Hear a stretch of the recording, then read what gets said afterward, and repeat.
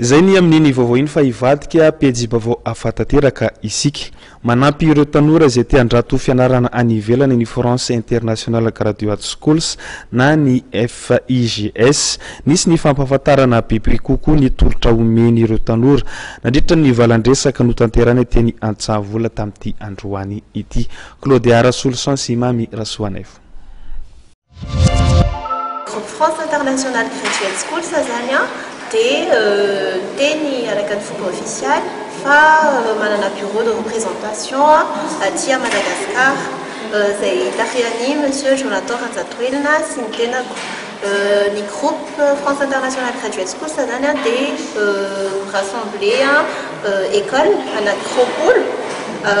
misy filière maromaro afin ankizy Saftiana dans la Tunzei, mise en communication, journalisme, tourisme, mission pour management, commerce, entrepreneuriat, environnement et développement durable, si marque de Fayanko, Kochanzei, de la mission à Krawach, à côté de l'agence PMU. Station Jovena, Hawachaka mission la ligne qui a fait un beaucoup mombanet avec un site qui est un site officiel l'année France International Graduate Schools, n'a quoi page Facebook PSM Éducation, c'est représenté à Ni Madagascar,